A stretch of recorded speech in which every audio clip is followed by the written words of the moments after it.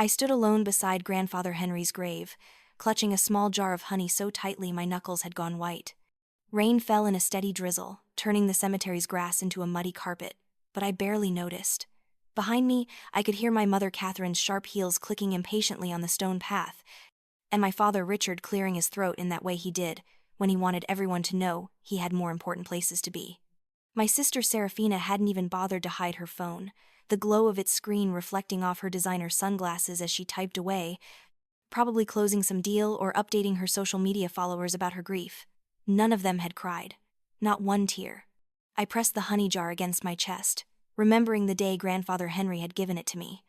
I'd been 8 years old, sitting on his lap in the honey house, the air thick with the sweet scent of nectar and beeswax. He'd unscrewed the lid of a jar just like this one and let me dip my finger in, the golden liquid coating my skin like liquid sunshine. "This is liquid gold, Ellie," he'd whispered, his eyes crinkling at the corners. "But the real treasure isn't the honey. It's the bees themselves. They're survivors, builders, workers. They know something most people forget, that the sweetest things in life come from hard work, patience, and taking care of each other." I'd licked my finger clean, the flavor exploding on my tongue, floral and complex and utterly perfect. In that moment, something had shifted inside me. While my sister Sarah was winning debate competitions and my parents were climbing social ladders, I was sneaking out to Grandfather's farm, learning about queen cells and honey flows and the delicate dance of pollination. "Eleanor, we need to go," my mother called out, her voice sharp with irritation. "The lawyer's office closes in an hour and we have the will reading." I didn't move. Let them wait. Let them stand in the rain for once, uncomfortable and cold. For 26 years, I'd been the quiet one, the disappointing one, the daughter who chose agriculture textbooks over business school, who saved every penny from her job as a county extension office clerk instead of spending it on the right clothes and the right parties. The daughter they barely acknowledged existed unless they needed someone to laugh at. But Grandfather Henry had seen me, really seen me. "I'll make you proud," I whispered to the fresh earth at my feet. "I promise." The law office of Morrison and Livingston smelled like old paper and furniture polish. Mr. Livingston, Grandfather's attorney, sat behind an enormous oak desk, his reading glasses perched on the end of his nose. My mother and father took the 2 leather chairs directly across from him, positioning themselves like CEOs at a board meeting. Sarah leaned against the wall, checking her phone again, her Prada bag dangling from one arm. I sat in the corner chair, the one clearly added as an afterthought. The uncomfortable one. "Thank you all for coming, Mr. Livingston began, opening a manila folder. "Henry Vance's will is straightforward, but there are some specific conditions we need to discuss." "Just cut to the chase, Livingston," my father interrupted. "What's the farm worth, and how quickly can we liquidate it?" My mother nodded eagerly. "Richard's right. That land has been sitting there for decades. With the development pushing into Silverton, the property value must be substantial." Mr. Livingston's expression didn't change, but I saw something flicker in his eyes. Disapproval, maybe. Or pity. "The farm, known as Golden Nectar Farms, has been appraised at $95,000, he said carefully. "This includes the land, structures, equipment, and the beekeeping operation itself." Sarah snorted. "That's it? For 50 acres? God, the old man really let it rot, didn't he?" Something hot and angry flared in my chest, but I kept my mouth shut. I'd learned long ago that speaking up in my family only invited mockery. "The property is to be divided equally among Henry's surviving family members, Mr. Livingston continued, "with one important stipulation. If any family member wishes to purchase another's share, they must buy all remaining shares, not just select portions." This was Henry's way of ensuring the farm remains whole, not subdivided. My father leaned forward. "So each of us gets roughly 24,000? That's hardly worth the trouble of managing an estate." "I think we should sell it immediately," my mother agreed. "Split the profits and be done with it. Lord knows none of us want to run a bee farm." "It's not a bee farm," I said quietly. "It's an apiary and agricultural heritage site." They all turned to look at me as if I'd suddenly materialized out of thin air. "Oh, here we go," Sarah said, rolling her eyes. "Let me guess. Little Miss Beekeeper has opinions." "Grandfather spent 40 years building that operation," I continued, my voice steady despite the trembling in my hands. "He developed resistant bee strains, created sustainable practices, won awards. It's not just some hobby farm to liquidate." My father laughed. Actually laughed. Eleanor, sweetheart, you work at a county office making what, $35,000 a year? You live in a studio apartment and drive a 15-year-old truck. What exactly do you know about running an agricultural business? More than you do, I shot back, surprising myself with the edge in my voice. Sarah pushed off from the wall, her eyes narrowing. Careful, Ellie. Just because Grandpa let you play farmer on weekends doesn't mean you understand real business. I've closed deals worth more than that entire property before breakfast. Then you won't mind if I buy you out, I said. The room went silent. Even Mr. Livingston looked up from his papers, his eyebrows raised. My mother recovered first, her laugh brittle and sharp. You? Buy us out? With what money, darling? Your savings from skipping lattes? She probably wants to sell that pathetic truck of hers, Sarah added, her smile cruel. Though I doubt even that would cover the down payment. I reached into my bag, pulled out the envelope I'd been carrying since yesterday, and placed it on Mr. Livingston's desk. I'd like to make an offer to purchase all 3 shares of Golden Nectar Farms. I have $25,000 available immediately as a down payment. The remaining amount can be paid over 3 years, as allowed by the estate terms. My father snatched the envelope, pulling out my bank statement. His face went red as he scanned the numbers. Where the hell did you get this kind of money? I saved it, I said simply. Every paycheck, every tax return, every birthday check from grandfather. I've been saving since I was 18. You've been hoarding money? My mother gasped, as if I'd committed a crime. All these years letting us think you were barely scraping by? I was barely scraping by, I replied, because I was saving for something that mattered. Sarah grabbed the statement from my father, her eyes scanning the page with increasing fury. You let us pay for things, cover your share of family dinners, loan you money for car repairs, when you were sitting on this the whole time? I never asked for loans, I said quietly. You offered, usually with a lecture about how I should be more responsible. This is insane, my father declared, standing up. You want to throw your entire life savings into a failing bee farm? It's not failing, I said. It just needs someone who cares about it. Someone naive enough to destroy her future, you mean? Sarah interjected. Ellie, listen to me. This is financial suicide. That farm hasn't turned a profit in years. You'll lose everything within 12 months. I turned to Mr. Livingston. Can I make this purchase under the terms of the will? He nodded slowly. Yes. If the other parties agree to sell, and you can meet the payment schedule, it's entirely legal. Then I'd like to proceed, I said. I can sign a contract today. My mother and father exchanged glances, something calculating passing between them. Sarah's jaw clenched, her eyes flashing with anger. Fine, my father said finally. If you want to commit financial suicide, that's your choice. We'll take the money. You'll regret this, Sarah hissed, leaning close enough that I could smell her expensive perfume. When you're bankrupt and begging us for help, don't expect any sympathy. You're choosing a pile of rotting wood and some insects over your own family. No, I said, meeting her gaze steadily. I'm choosing something real over people who never saw me as family in the first place. She slapped the bank statement back down on the desk. Let her ruin herself. Maybe it'll teach her a lesson about knowing her place. Mr. Livingston cleared his throat. I'll draw up the purchase agreement. If everyone can return tomorrow to sign the paperwork. They agreed, barely looking at me as they filed out of the office. Sarah paused at the door, glancing back with a smile that didn't reach her eyes. I'll be watching, little sister, and when you fail, I'll be there to remind you that we told you so. The door closed behind her, leaving me alone with Mr. Livingston. The elderly lawyer studied me over his reading glasses, his expression unreadable. Your grandfather would be proud, he said finally, or possibly horrified. I'm not entirely sure which. I laughed, the sound coming out more like a sob. That makes 2 of us. He pulled out another envelope from his desk drawer. He left this for you, with instructions to give it to you only if you chose to keep the farm. My hands shook as I opened it. Inside was a single page in grandfather's careful handwriting. Ellie, if you're reading this, it means you've been brave enough to choose your own path. The farm has secrets, treasures I never told the others about. Trust Buzz O'Malley. Trust the bees. Trust yourself. The greatest revenge is a life well lived. Love always, Henry. I folded the letter carefully and slipped it into my pocket. Outside, rain continued to fall, but for the first time in days, I felt something warm spreading through my chest. Hope, maybe. Or just stubborn determination. Either way, it was enough. The drive to Golden Nectar Farms took 40 minutes, winding through the hills of Silverton County, until pavement gave way to gravel. My truck's engine rattled in protest as I navigated the rutted driveway, branches scraping against the sides. When I finally pulled up to the main house, my heart sank. The photos in my memory had lied, or perhaps time had been crueler than I'd realized.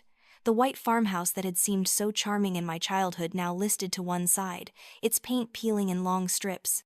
Several windows were cracked, and the front porch sagged dangerously. Beyond it, the honey house stood with its door hanging off its hinges, and the bee yard stretched out like a graveyard of collapsed hives and broken frames. I sat in the truck for a long moment, engine ticking as it cooled, staring at the devastation. $25,000 suddenly seemed like nothing. Like trying to bail out the ocean with a teaspoon. "What have I done?" I whispered. But I'd made a promise. To grandfather, to myself, to the furious young girl who'd spent years being invisible. So I grabbed my flashlight from the glove compartment and climbed out of the truck. The honey house was even worse inside. Broken equipment littered the concrete floor, and cobwebs draped from the rafters like ghostly curtains. But in the back, behind an old extraction spinner, I found what I was looking for: grandfather's workshop and office. The door stuck, swollen with moisture, but I managed to force it open. Inside, everything was exactly as he'd left it. His desk, covered in papers and sketches. His bookshelf, sagging under the weight of beekeeping journals and agricultural manuals. And on the wall, framed photographs of the farm in its glory days, when the hives stood in neat rows and the honey house gleamed white in the summer sun. I set my flashlight on the desk and began searching through the drawers. Bills, mostly, and receipts dating back years. But in the bottom drawer, wrapped in waxed paper, I found it: grandfather's journal. The leather cover was worn smooth from handling, and the pages inside were filled with his careful notes. Dates, weather patterns, honey yields, observations about the bees' behavior. But as I flipped through, I found something else: detailed notes about a special line of bees he'd been developing. Russian-Italian hybrid, disease-resistant, excellent honey production. Queen line established 1989. Last known location, the old oak grove, North Pasture. My heart started racing. If those bees still existed, if that queen line had survived, it could be worth thousands. Disease-resistant bees were like gold in modern beekeeping, with colony collapse disorder devastating apiaries across the country. I was so absorbed in reading that I didn't hear the footsteps behind me until a gruff voice made me jump. "Who the hell are you, and what are you doing in Henry's office?" I spun around, flashlight beam catching a man in the doorway. He was in his 60s, weathered and lean, with a gray beard and suspicious eyes. He wore canvas work pants and a faded flannel shirt, and he held a tire iron like he knew how to use it. "I'm Eleanor Vance," I said quickly. "Henry's granddaughter. I just bought the farm." His eyes narrowed. "Henry's granddaughter? The fancy one from Portland who never visited?" "That's my sister," I said. "I'm the other one." He studied me for a long moment, then slowly lowered the tire iron. "You're the kid who used to help with the honey harvest. The quiet one." "Yes," I said, relief flooding through me. "And you must be Thomas O'Malley. Buzz." His expression didn't soften much, but he nodded. "Henry talked about you. Said you were the only one who really understood what he was building here." He glanced around the office, his jaw tight. "Guess you're seeing what's left of it." "I'm going to fix it," I said, more confidently than I felt. Buzz snorted. "With what? Good intentions? Kid, this place needs about $50,000 in repairs just to be functional, and that's before you even think about restocking the hives." "I have money," I said. "And I have time. And I have grandfather's journal." I held up the leather book, and something shifted in Buzz's expression. "He left you the journal?" "And a note telling me to trust you," I said. "So, here's the question. Will you help me? Or will you tell me I'm crazy like everyone else has?" Buzz was quiet for a long moment, his eyes moving from the journal to my face and back again. Finally, he sighed and set the tire iron down on the desk. "I'll tell you you're crazy," he said. "But I'll help you anyway. Henry was my best friend, and this farm was his life's work. If you're really committed to saving it, then I'm in." I felt tears prick at my eyes and blinked them back quickly. "Thank you." "Don't thank me yet," he said grimly. "You're about to find out just how hard beekeeping really is." He wasn't wrong. Over the next 2 weeks, I learned more about physical labor than I had in my entire life. Buzz showed up every morning at 6, and we worked until dark, 7 days a week. We cleared brush, repaired fences, patched the roof of the honey house, and started inventory of what equipment could be salvaged. My hands blistered, then calloused. My back ached constantly. I lost 8 pounds because I was too exhausted to eat properly, surviving on protein bars and whatever I could heat up in the farmhouse's ancient microwave. And through it all, my family's silence was deafening. No calls, no texts, no check-ins to see if I'd realized my mistake yet. It was as if I'd ceased to exist the moment I'd chosen the farm over them. Then came the day I tried to get a loan. The bank manager, a thin man with wire-rimmed glasses and a patronizing smile, reviewed my application with barely concealed skepticism. "Miss Vance, while your down payment is impressive, your business plan is quite ambitious for someone with no agricultural business experience." "I have 8 years of experience working with the county extension office," I said. "I've advised dozens of farmers on sustainable practices." "Advising is very different from operating," he replied, "and frankly, beekeeping is a notoriously difficult industry right now. Colony collapse, disease, market saturation, the risk is simply too high." "But the property itself is worth more than the loan amount," I protested. "Even if the business failed, you'd have the collateral." He smiled that patronizing smile again. "It's not about collateral, Miss Vance. It's about your ability to make the payments. I'm sorry, but we can't approve this loan." I left the bank in a daze, my phone buzzing in my pocket. A text from Sarah. "Heard you got turned down. Shocking. It's almost like we told you this was a terrible idea. Doors always open if you want to admit defeat." I deleted the message without responding and drove back to the farm. Buzz was in the honey house, working on repairing the extraction spinner. "Bank said no," I told him flatly. He didn't look up from his work. Expected that. "So what do I do now?" "FSA loan," he said, wiping grease from his hands. "Farm Service Agency. They specialize in agricultural startups. I already pulled the application forms." Hope flickered in my chest. "You think they'll approve it?" "If you can convince them you know what you're doing." "Yeah," he said. "But Ellie, you need to understand something. This isn't going to be easy. Even with a loan, even with my help, the odds are against us. Beekeeping is hard work, it's unpredictable, and it takes years to build a profitable operation." "I know," I said. "Do you?" He finally looked at me, his expression serious. "Because I've seen a lot of people with romantic notions about farming. They last about 6 months before reality kicks in and they quit. I'm not them," I said firmly. "This is all I have. This farm, this dream, this promise to my grandfather. I don't have a backup plan or a safety net. It's this or nothing." Buzz studied me for a long moment, then nodded slowly. "All right then, let's get that application filled out." The FSA loan process took 3 weeks. 3 weeks of gathering documents, writing business plans, and sitting through interviews where I had to defend every decision and projection. But finally, on a Tuesday afternoon, I got the call, approved for $25,000 at a favorable interest rate. I actually screamed, startling Buzz so badly he dropped the frame he was holding. "We got it?" he asked. "We got it." I laughed, feeling giddy and terrified all at once. "Now we just have to make sure we don't screw this up." "Oh, we'll screw some things up," Buzz said dryly.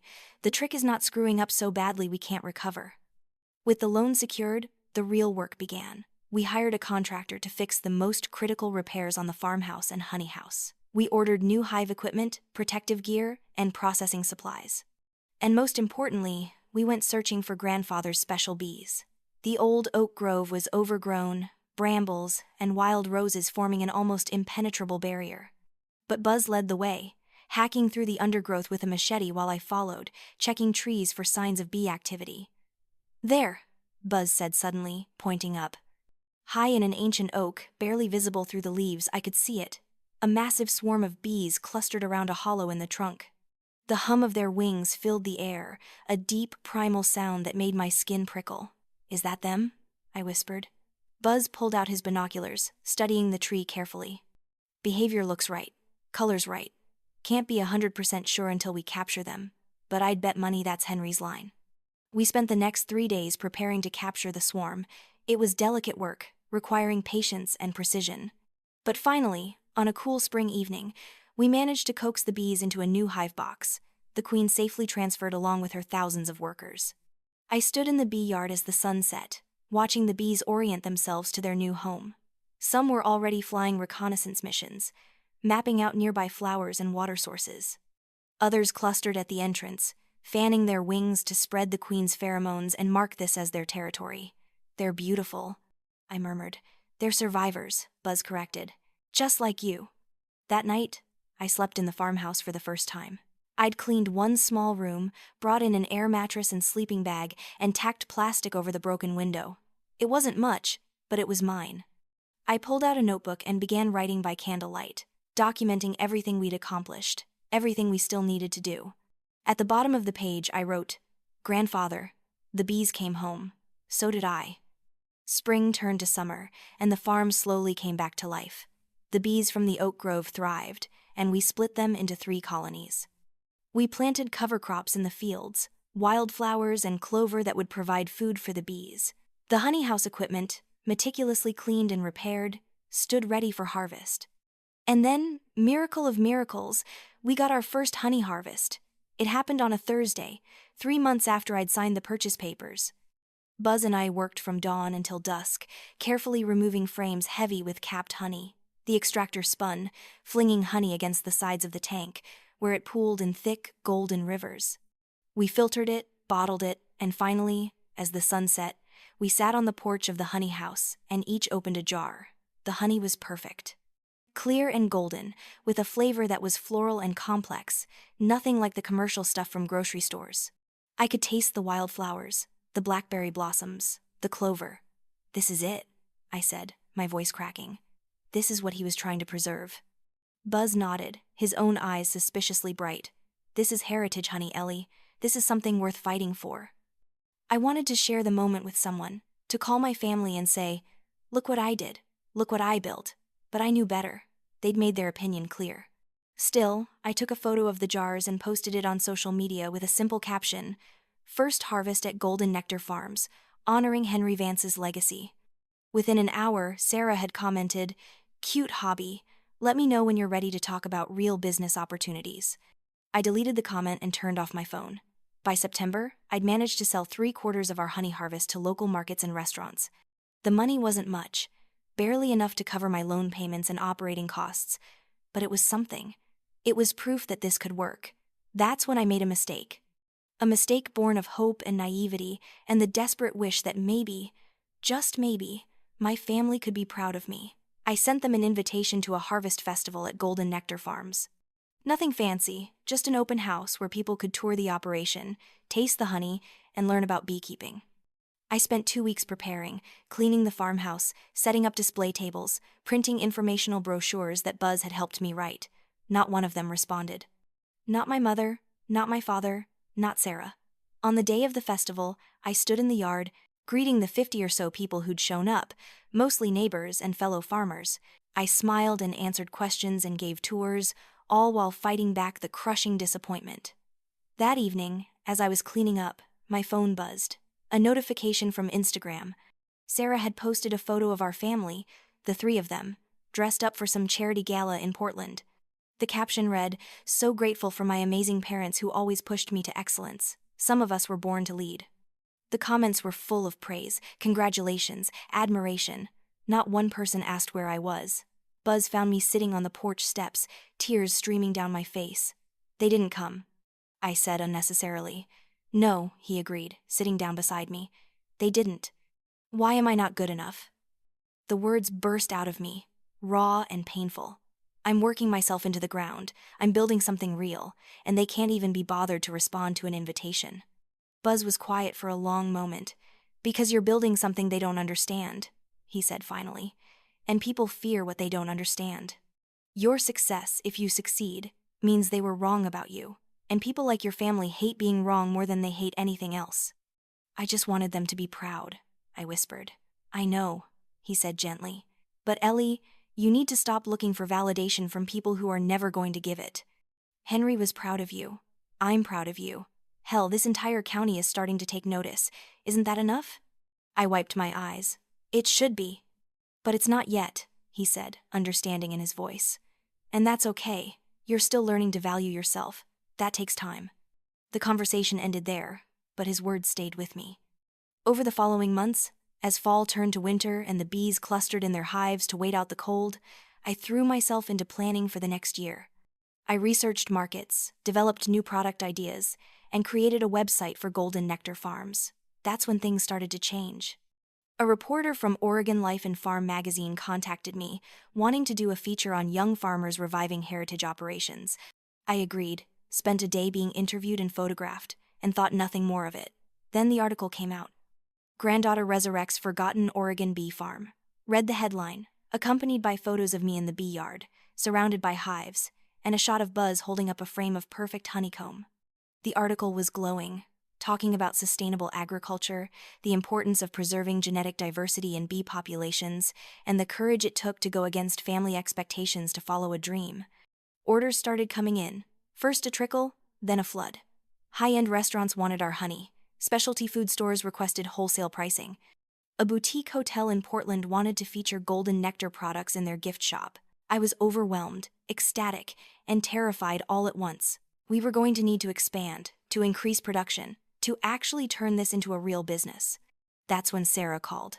"Ellie," she said, her voice warm in a way I'd never heard before. "I just saw the article. I had no idea things were going so well." I gripped my phone, instantly wary. "Thanks. Listen, I know we haven't been as supportive as we should have been," she continued, "but I'd really like to make that right. Why don't you come to dinner this weekend? We can celebrate your success." Every instinct screamed that this was a trap, but a small, hopeful part of me, the part that still wanted family approval, agreed. The dinner was at my parents' house, the sprawling modern home in Portland's West Hills that I'd visited maybe a dozen times in my adult life. My mother answered the door, pulling me into an unexpected hug. "Eleanor, darling, you look wonderful. Farm life agrees with you." She'd never called me darling before. Inside, my father was mixing drinks at the bar, and Sarah sat on the leather couch, scrolling through her phone. Everything was exactly as I remembered, expensive, cold, and carefully curated to impress. "Ellie," my father boomed, handing me a glass of wine I didn't want. "We've been reading all about your little farm venture. Very impressive." "Thank you," I said carefully, perching on the edge of a chair. The conversation during dinner was polite, almost cheerful. They asked questions about the farm, about my plans, about the article. I answered cautiously, waiting for the other shoe to drop. It dropped during dessert. "So," Sarah said, setting down her fork and leaning forward, "I've been thinking about golden nectar. With your production capacity and my business connections, we could really scale this operation." My stomach clenched. "Scale it?" "Yes," my mother chimed in enthusiastically. "Sarah was just explaining her idea to us. It's brilliant." Sarah pulled out her phone, swiping to a presentation. "See, what you've built is charming, but it's not maximized. With proper branding, distribution channels, and capital investment, we could turn Golden Nectar into a regional brand, maybe even national." "I've run the numbers," my father added. "With a capital injection of $200,000, which Sarah's firm could facilitate, you could triple production in 2 years. We'd form a proper business entity," Sarah continued smoothly. "Something like Vance Family Apiaries or maybe Three Sisters Honey. You'd handle the production side, obviously, since that's your expertise. I'd manage the business operations, marketing, distribution. Mom and Dad could serve as advisors." I looked around the table, seeing the calculation in their eyes, the way they'd already decided this was going to happen. "What about Buzz?" I asked. My father waved a dismissive hand. "The old man? He'd probably welcome retirement. We'd offer him a severance package, of course, keep things professional." Something cold settled in my chest. "You want to buy into my business, push out my partner, and rebrand everything under a name that includes yourselves." "Well, when you put it like that, it sounds calculating," my mother said with a forced laugh. "We're just trying to help, dear." "We're family," Sarah added, her smile not reaching her eyes. "This is what families do. They support each other's success." I stood up, my chair scraping against the hardwood floor. "No." The temperature in the room dropped. "No?" my father repeated, as if he'd misheard. "No," I said firmly. "Golden Nectar isn't for sale. Not to you, not to anyone. Buzz isn't going anywhere. And I'm not interested in becoming a cog in a Vance family operation where you get to take credit for my work." Sarah's expression hardened. "Don't be stupid, Ellie. This is a massive opportunity. Do you have any idea how much my business contacts are worth? The doors I could open?" "Doors that would lead where?" I shot back. "To me working harder so you can profit more? To grandfather's legacy being turned into just another commercial brand with no soul?" "Henry's legacy?" My mother laughed sharply. Oh, Eleanor, don't be so dramatic. It's a bee farm, not a religious shrine. It was his life's work, I said, my voice shaking. Something he built with his own hands, his own vision. Something he trusted me to protect, not exploit. We're not trying to exploit anything, Sarah said, standing up to face me. We're trying to help you actually succeed instead of limping along with your romantic notions of small-scale farming. You'll never make real money this way. I don't need real money, I said. I need to look at myself in the mirror and not see someone who sold out the first time things got difficult. Difficult? My father's face was reddening. You ungrateful child. We're offering to invest hundreds of thousands of dollars in your failing venture, and you're throwing it back in our faces? It's not failing, I said quietly. And even if it were, it would still be mine. My dream, my work, my risk, not yours. I walked toward the door, but Sarah grabbed my arm, her grip tight enough to hurt. Listen to me very carefully, she hissed. You're making a huge mistake. You think you can survive out there alone, with just that old man and your precious bees? The market's brutal, Ellie. When things get hard, and they will, don't come crawling back to us. I pulled my arm free. I wouldn't dream of it. I drove back to the farm with my hands shaking on the wheel. Buzz was waiting on the porch, even though it was nearly midnight. How'd it go? He asked, though his expression said he already knew. They want to buy in, I said, collapsing into the chair next to him. Rebrand everything, push you out, turn Golden Nectar into Vance Family Apiaries or some corporate nonsense. And you told them no? I told them no, I confirmed. They think I'm insane. Buzz was quiet for a moment, staring out at the dark fields. People only show up when they smell honey, Ellie. They weren't interested in the work, the risk, the sleepless nights. They just want the reward. I know, I whispered, but it still hurts. Of course it does, he said gently. They're your family. But family isn't just blood. Sometimes it's the people who show up when there's nothing to gain but hard work and shared purpose. I looked at him, this gruff old man who'd become more family to me in 6 months than my blood relatives had been in 26 years. Thank you for showing up, Buzz.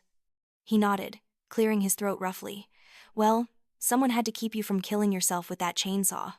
We sat in comfortable silence for a while, listening to the distant hum of the hives, before I finally went inside to sleep.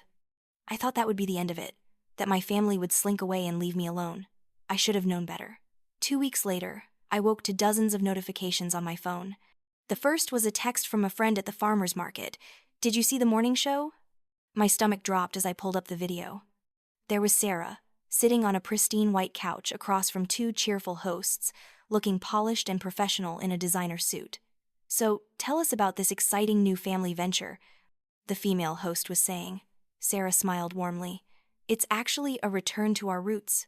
My grandfather started Honeywood Farms back in 1974, and recently my sister and I decided to revive the family business. It's been incredible, reconnecting with the land and our heritage. I nearly dropped my phone. Honeywood Farms? She'd even stolen a version of our name. And what makes your honey special? The male host asked. We use traditional methods passed down through generations, Sarah continued smoothly. Sustainable practices, heritage bee strains, small batch production. It's really about preserving something precious while building a modern, ethical business. The hosts were eating it up, asking about where to buy the honey, praising the Ross sisters for their entrepreneurial spirit, Ross sisters. She was even using her married name to create distance from my operation. My phone rang. Buzz. Tell me you're seeing this, he said without preamble. I'm seeing it, I said, my voice hollow. The phones at the honey house have been ringing off the hook. Customers are confused. Some think we're affiliated with her. Others are asking if we stole her family recipe. I felt sick. What do we do? We fight back, Buzz said grimly. But smart, not emotional. We let the work speak for itself. Over the next few days, things got worse. Orders were being canceled, customers demanding refunds because they thought they'd been deceived. Sarah's company, it turned out, had quickly established a website for Honeywood Farms, a family tradition since 1974, complete with photos that looked suspiciously like they'd been taken at Golden Nectar. Then, a package arrived at the farm. Inside were business cards, dozens of them, with Sarah's name, Honeywood Farms, Serafina Ross, CEO and co-founder. The card even had a small honeycomb design, nearly identical to the one I'd been developing for Golden Nectar. Buzz found me in the honey house, staring at the cards spread across the workbench. "She's trying to bury us," I said numbly. "She's going to tell everyone she's the real heritage operation, and I'm just some copycat." "Then we prove otherwise," Buzz said. He pulled out his phone, opening the calendar. "The Silverton County Harvest Festival is in 6 weeks. It's the biggest agricultural event in the region. We register, we show up, and we show everyone exactly who we are and what we've built." "She'll be there too," I said.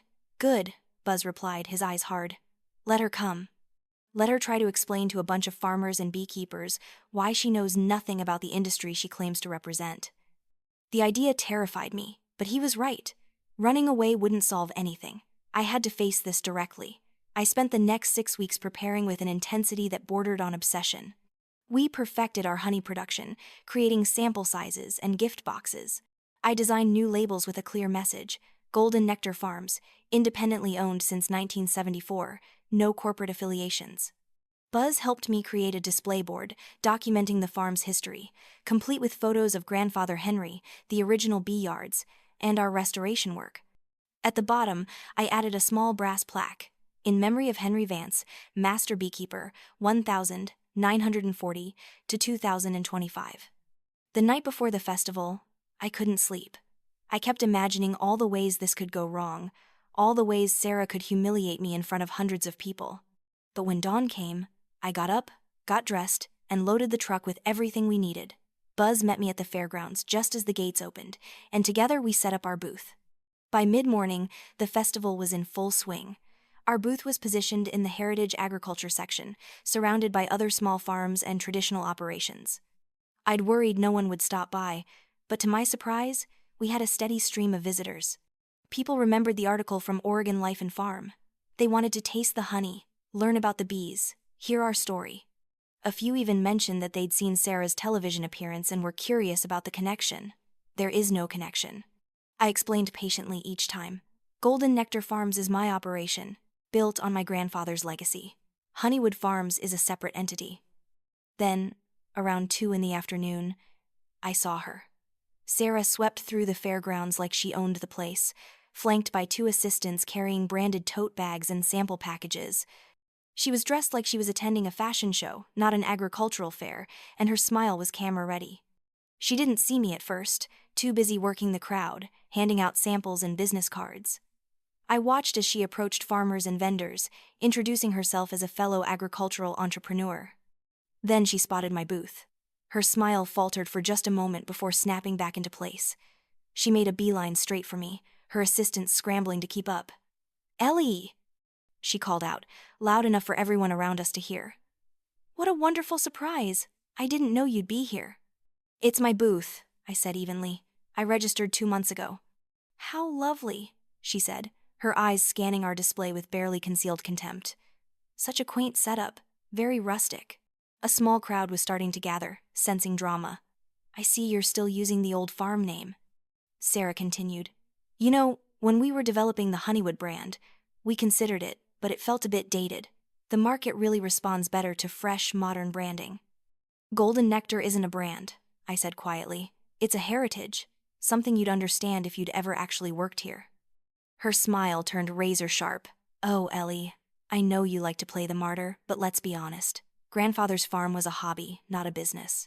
What we're building at Honeywood is the future of sustainable agriculture." "Excuse me," a voice interrupted. An older woman in overalls and a sun hat stepped forward. "Are you saying you own both operations?" Sarah opened her mouth, but I spoke first. "No. Golden Nectar Farms is solely owned and operated by me and my partner Thomas O'Malley. We have no affiliation with Honeywood Farms." "But you're sisters," the woman said, confused. "And isn't this your grandfather's farm?" "It was," I confirmed. "He left it to the family, and I purchased everyone's shares, including hers." I pulled out the land deed from the folder behind our display table, laying it on the table. "Paid in full 3 months ahead of schedule." The crowd pressed closer, examining the document. Sarah's face flushed red. "This is hardly the place for family business," she hissed. "You made it public business when you went on television claiming to be reviving a family farm you never set foot on," I replied, my voice still calm. "You made it public when you used our family history to market a completely separate operation." A man in a press badge pushed forward. I'm with the Silverton Gazette. Can you clarify the relationship between golden nectar and Honeywood? There is no relationship, I said clearly. Honeywood Farms is a brand created 2 months ago. Golden Nectar Farms has been in continuous operation since 1974, founded by Henry Vance. We use his original bee strains, his methods, and his philosophy. We are the authentic heritage operation. That's not entirely accurate, Sarah interjected desperately. Our family has been involved in agriculture for generations. Really?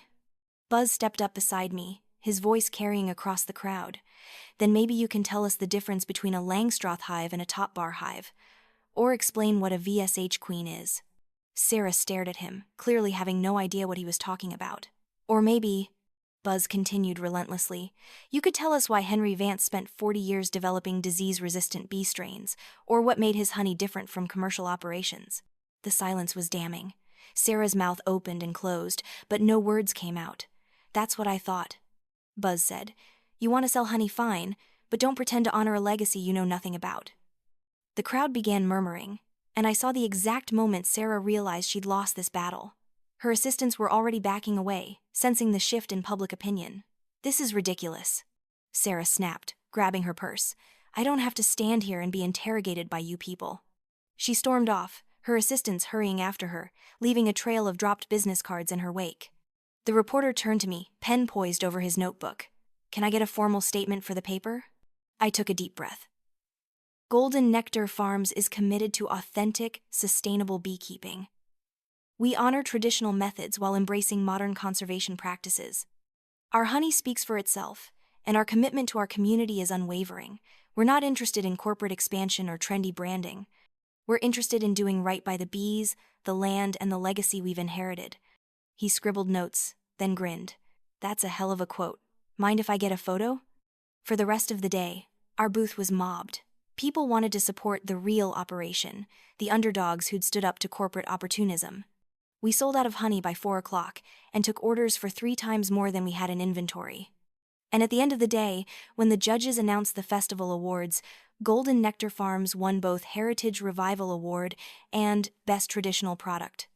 I stood on the small stage, holding the plaques, looking out at the crowd. My parents were there, I realized with a shock. They stood at the back, looking uncomfortable and out of place in their designer clothes. They didn't clap when my name was announced, but they didn't leave either. After the ceremony, they approached cautiously. Eleanor, my mother started, her voice strained. That was quite a speech you gave. It was the truth, I said simply. My father cleared his throat. We may have been too hasty in our assessment of your venture. It appears you've built something quite substantial. I have, I agreed, not making it easy for them. Perhaps we could discuss things again, he suggested. On better terms this time. I looked at them, really looked at them. At my mother's designer handbag that cost more than a month of farm expenses. At my father's Rolex, gleaming in the evening sun. At the way they stood apart from the other farmers and vendors, like they were visiting a foreign country. I don't think so, I said gently. I appreciate you coming, but Golden Nectar isn't for sale. Not any part of it, not under any terms. We're your family, my mother said, and for the first time, I heard something like hurt in her voice. Are you? I asked. Because family shows up. Family supports you when things are hard, not just when success makes you look good by association.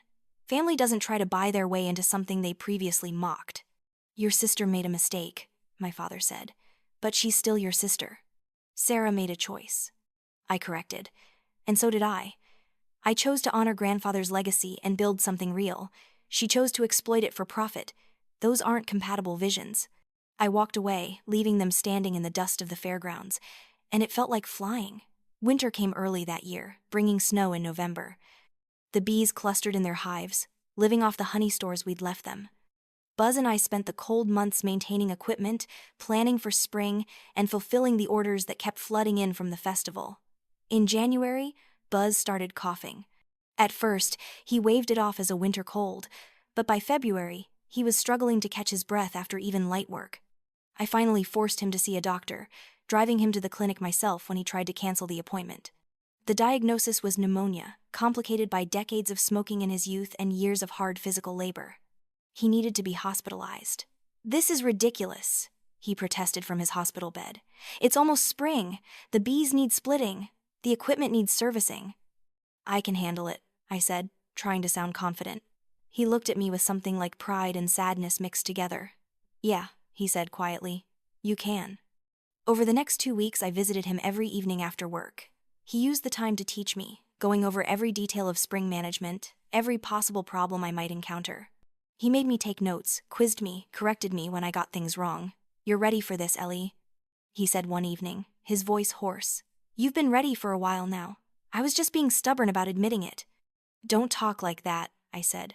You'll be back at the farm in a few weeks. He smiled, but his eyes were sad.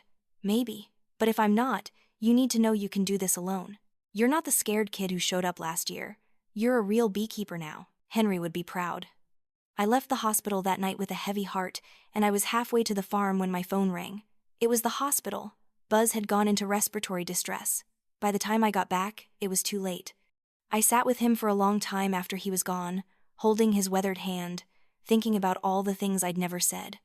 Thank you seemed inadequate. I love you like family felt too late. So I just sat there, letting the tears come, grieving for the second father figure I'd lost in less than 2 years. The funeral was small. A few old friends, some farmers from the county, the pastor from the local church. No one from my family came, though I hadn't invited them. This loss felt too private, too precious to risk their contamination. When I got back to the farm, I found an envelope on Buzz's workbench in the honey house. My name, written in his shaky handwriting. Inside was a detailed business plan for Golden Nectar's next 5 years. Expansion strategies, market analysis, equipment upgrade schedules.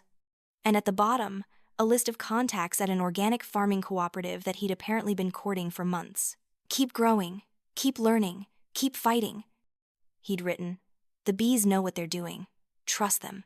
And trust yourself. You're stronger than you think. Tom. I folded the letter carefully and slipped it into my pocket next to the one from Grandfather Henry. 2 men, 2 legacies, 2 promises to keep. The next morning, I got up before dawn and went to work. Spring came, and with it, the overwhelming task of managing the farm alone. I hired a part-time helper, a college student named Maria who was studying entomology, but the bulk of the work fell on me. I was up at 5, worked until dark, fell into bed exhausted, and did it all again the next day. But the bees thrived. We split the colonies, growing from 12 hives to 25. The honey production increased. Orders kept coming in. And then, on a Tuesday morning in April, a familiar car pulled up the driveway. Sarah got out, alone this time, without assistance or attitude. She looked tired, I realized. There were shadows under her eyes, and her designer clothes seemed to hang a little looser than before. Ellie, she said, stopping a few feet away. Can we talk? I wanted to say no, to send her away, to protect the peace I'd built, but something in her expression stopped me. 5 minutes, I said. We sat on the porch steps, the same place I'd sat with Buzz so many times. The silence stretched between us, awkward and heavy. Honeywood failed, Sarah said finally. Turns out you can't build a business on stolen credibility and lies. Who knew? I knew, I said quietly. Yeah. She laughed, but it was bitter. You did? I was so sure you were going to fail, Ellie. I was counting on it. Because if you succeeded, it meant I was wrong about everything. Wrong about what matters, wrong about how to measure worth, wrong about you. Why did you hate me so much? I asked, the question I'd been carrying for years finally escaping. What did I ever do to you? She was quiet for a long moment. You were brave, she said finally. You did things I was too scared to do. You chose passion over profit, authenticity over appearance. And instead of admiring that, I resented it, because it made me look at my own life and realize how hollow it was. I didn't know what to say to that. I'm not asking for forgiveness, Sarah continued. I don't deserve it, but I wanted you to know that I see you now. I see what you built, what you sacrificed, what you fought for, and I'm sorry I tried to take that from you. Why are you telling me this? I asked. Because you deserved better than the family you got, she said, and because I'm trying to be better than the person I was. She stood up, brushing off her pants. I won't bother you again. But Ellie, for what it's worth, Grandfather was right to trust you with this place. You're the only one of us who understood what really mattered. She walked back to her car, and I let her go without another word. There was nothing more to say. Some bridges, once burned, can't be rebuilt, and maybe that was okay. As summer rolled into fall, Golden Nectar Farms continued to grow. The organic cooperative Buzz had agreed to distribute our honey to specialty stores across the Pacific Northwest. A documentary crew contacted me about filming a short piece on heritage agriculture. The local high school asked if they could bring their biology class for tours. I hired 2 more part-time workers and finally fixed up the farmhouse properly. I hung photos in the kitchen: Grandfather Henry in his bee suit, Buzz holding up a frame of perfect comb, me covered in bees during my first swarm capture. A family, not of blood, but of shared purpose. In October, exactly 2 years after Grandfather's funeral, I stood in the honey house during harvest. The extractor hummed, honey flowed into jars, and sunlight streamed through the windows I'd repaired myself. The scent of beeswax and nectar filled the air, and in the distance, I could hear the gentle hum of thousands of bees. I pulled out the letters from Grandfather and Buzz, reading them again as I'd done hundreds of times. Patience defeats mockery. Truth outlasts lies. Grandfather had written, "You're stronger than you think," Buzz had added. They'd both been right. I thought about my family, about Sarah's apology and my parents' awkward attempt at reconciliation. I'd seen them a few times since the festival, stiff and formal meetings where we talked about weather and current events and carefully avoided anything real. Maybe someday we'd figure out how to be family again. Or maybe we wouldn't. Either way, I'd be okay. Because I'd learned the truth that Grandfather had known all along. Family isn't just about blood. It's about who shows up, who works beside you, who believes in you when you're terrified and encourages you when you're ready to quit, who teaches you and challenges you and makes you better. Buzz had been family. The farmers at the market who'd supported me were family. Maria and my other workers, learning and growing alongside me, they were family. Even the bees, in their own way, were family. As the sun set over the fields, I locked up the honey house and walked back to the farmhouse. Tomorrow I'd start bottling, labeling, shipping. Tomorrow I'd worry about the bills and the weather and the 1,000 things that could go wrong. But tonight, I sat on the porch that Buzz had helped me repair, watching the bees make their final flights of the day, and I felt something I hadn't felt in years: peace. The land conservation paperwork sat on the table beside me, nearly complete. Golden Nectar Farms would be protected, preserved for future generations, safe from development and exploitation. It wasn't just mine anymore. It belonged to something bigger. I opened my journal, the one I'd been keeping since that first night in the farmhouse, and wrote, 2 years since Grandfather's funeral, 1 year since Buzz died, and I'm still here. The bees are thriving, the honey is selling, the farm is alive. I thought revenge would feel different. I thought proving them wrong would feel triumphant. But it turns out the best revenge isn't proving anything to anyone. It's building a life so authentic, so true to yourself, that their opinions become irrelevant. Grandfather planted the seeds. Buzz tended them. I just learned to trust the process. And maybe that's what legacy really is. Not what you inherit, but what you choose to protect and pass on. I closed the journal and looked out at the bee yards, the hives standing in neat rows, the fields beyond golden in the fading light. In the honey house, jars of golden nectar waited to be labeled and shipped. In the farmhouse, plans for next year's expansion sat ready to be implemented. And in my heart, finally, there was room for something other than pain. The phone buzzed in my pocket. A text from Sarah. "Saw your farm featured in Sunset Magazine. Beautiful work, Ellie. Really beautiful." I stared at the message for a long moment, my thumb hovering over the reply button. Part of me wanted to respond with something cutting, something that would remind her of all the pain she'd caused. But that person, the one who needed to wound back, didn't live here anymore. Instead, I typed, "Thank you." Just that. Nothing more, nothing less. Her response came quickly. "Can I visit sometime? Not for business, just to see what you've built. I promise I'll call first." I read it twice, then set the phone aside without responding to that part. Maybe someday I'd be ready to show her around, to share this space I'd carved out for myself. Or maybe the distance between us was exactly what we both needed. Time would tell. I'd learned that some things couldn't be rushed, that healing happened on its own schedule, just like honey production and bee colony growth.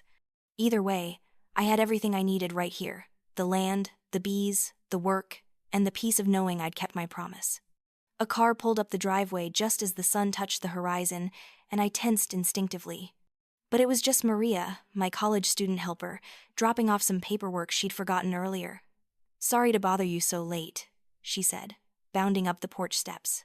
"But I wanted you to see this." She handed me a folder. "My professor asked me to write about my internship experience. I thought you might want to read it before I turn it in."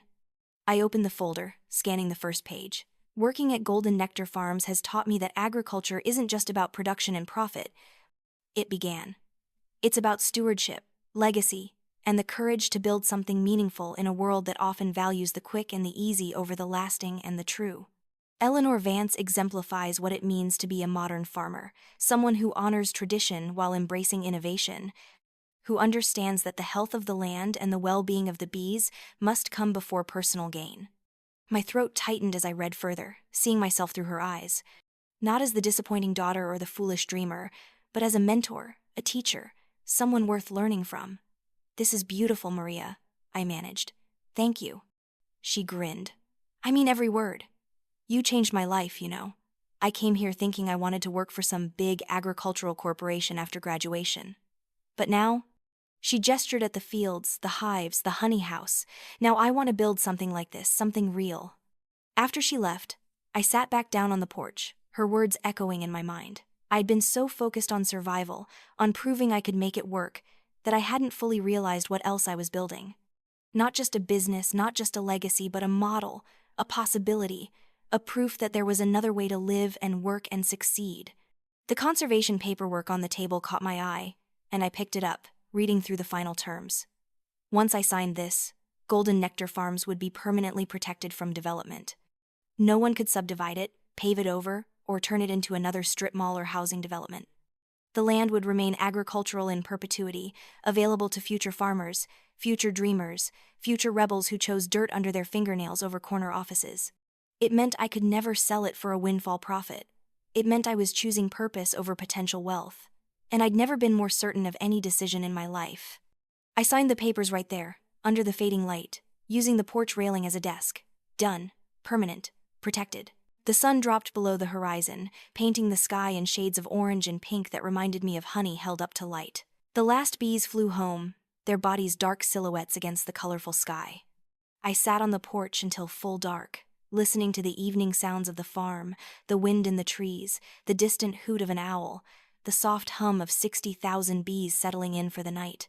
Tomorrow, a chef from Portland was coming to discuss a partnership for a farm-to-table restaurant.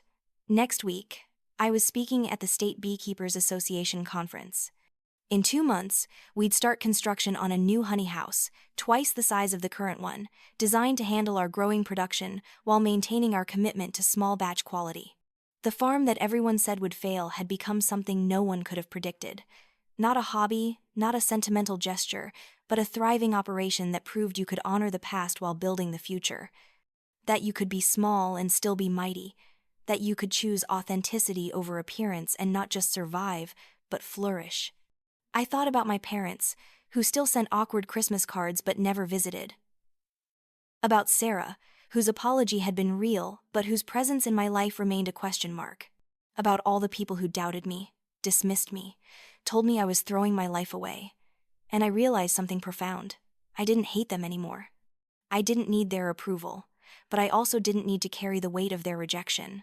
They'd missed out on something beautiful, something meaningful, and that was their loss, not mine. I could let them fade into the background of my story, neither villains nor heroes, just people who'd chosen differently than I had. What mattered was here, the land that smelled like clover and honeysuckle, the bees that hummed their ancient songs, the honey that tasted like sunshine and wildflowers, the work that exhausted me and fulfilled me in equal measure, the community of farmers and beekeepers and customers who'd become my chosen family. The legacy I was building, not just preserving but expanding, making it my own while honoring its roots. I pulled out the jar of honey I'd brought from the kitchen, grandfather's special lavender honey, made from the recipe I'd found in his journal and perfected over 2 seasons. I unscrewed the lid and dipped my finger in, just like I had when I was 8 years old, sitting on his lap in the honey house. The flavor exploded on my tongue, complex and perfect, and I smiled through unexpected tears. This was it. This was what he'd wanted me to understand. Not just how to make honey, but why it mattered. Why the patient work of tending bees and nurturing land and building something slowly, carefully, with love and attention, was worth more than any quick profit or easy success. The bees knew what they were doing. They built their comb cell by cell, stored their honey drop by drop, raised their young one at a time. They didn't rush, didn't cut corners, didn't sacrifice quality for quantity. They just did the work, day after day, trusting the process. And somehow, impossibly, I'd learned to do the same. A meteor streaked across the sky, bright and sudden, and I made a wish the way I had as a child. Not for wealth or recognition, or for my family to finally understand. Just for more of this. More seasons watching the bees, more harvests filling jars with liquid gold, more students like Maria learning that there were other ways to measure success, more mornings waking up on this land that had become my home in every sense of the word. The soft hum of the hives wrapped around me like a lullaby, and I sat there in the darkness, utterly at peace. I'd fought for this, bled for it, cried over it, sacrificed for it, and I'd won. Not against my family, not against the people who doubted me, but for myself. For the girl who'd sat on her grandfather's lap and fallen in love with the magic of bees. For the woman who'd had the courage to choose her own path, no matter how difficult or lonely. Tomorrow would bring new challenges, I knew. There would be difficult seasons, failed harvests, unexpected setbacks. The work would never be easy, and the financial margins would always be tight. But I'd learned something that no amount of money or family approval could buy. I was capable, strong, resilient. Exactly the kind of person who could build something meaningful from broken dreams and borrowed time. I was home. Finally, truly home. Not in the place where I was born, but in the place I'd chosen. Not with the family I'd been given, but with the family I'd found and built and nurtured. Not in comfort and ease, but in purpose and meaning and bone-deep satisfaction. And that, I thought as I finally stood to go inside, as I locked the door and climbed the stairs to the bedroom I'd painted myself. As I fell into bed with dirt still under my fingernails and the scent of honey and beeswax clinging to my clothes, was sweeter than any revenge, richer than any inheritance, and more precious than any amount of approval from people who'd never really seen me. The last thing I heard before sleep took me was the distant hum of the bees, 60,000 voices singing in harmony, and I thought, yes, this is exactly where I'm meant to be. And that was sweeter than any honey.